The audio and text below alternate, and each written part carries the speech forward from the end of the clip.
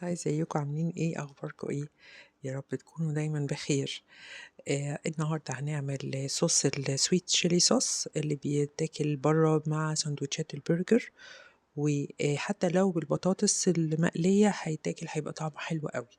هيجمع بين يعني هو صوص حلو وحراق في نفس الوقت، يعني اللي بيحبوا الحاجات الحراقة قوي هيحبوه جدا. وبس بقى طبعا بيضاف له سكر وحاجات كده عشان يهدي الطعم شوية. هنعمل الأول أي بقى اللي عنده شطة عادي ممكن تعمل بالشطة العادية، بس طبعا بتكون اللي هي الشطة اللي فيها البذر بتاع الفلفل تبقى ظاهرة شوية. أنا عندي هنا فلفل عادي حراق، بغسله كويس ولا اسيبه ينشف كويس قوي، مش عايزة فيه مية خالص. وبقطعه يا إما أقطعه على كده قطع صغيرة، يعني نص كده ونص كده. باخد نص قطعة صغيرة بالسكينة ونص في الكب، عشان عايزة الشكل بتاع الصوص يطلع زي بتاع بره بالظبط زي ما احنا بنشوفه كده. بتبقى فيه قطع فلفل باينة أوي. في طاسة مفيهاش أي حاجة خالص، هسيبه أقلبه شوية، هطلع الرطوبة اللي في الفلفل، تطلع المية كلها اللي في الفلفل.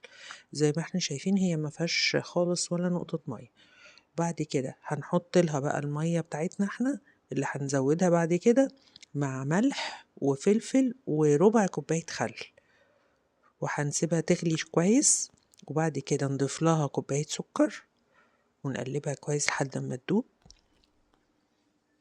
وبتبقى القوام بتاع الصوص ده انا هنا بعمل طبعا البرطمان بعقمه. دايما بحب اعقم البرطمانات في البخار بتاع الحاجة اللي انا هحطها فيها. بس بسيبها زي ما شايفين كده بتغلي، وهجيب معلقتين نشا مع شوية مية صغيرين واضيفهم على الخلطة دي.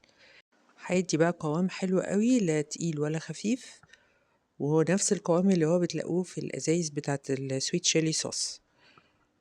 بس هنسيبها بقى تاخد غلوتها كده، عشان برضو لما نيجي نشيلها في البرطمان ما يجرالهاش حاجة، فلازم كل حاجة تتغلي كويس قوي.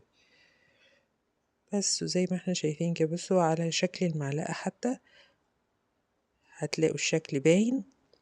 وهنحطه طبعا في برطمان نضيف معقم. ويا ريت علشان اليومين دول الحرارة فوق 40، نحاول نحطه في التلاجة ونستعمله وقت ما احنا هنحتاجه، هيبقى طعمه جميل جدا.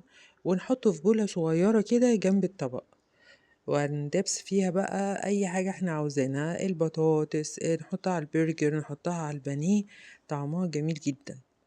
وبالهنا.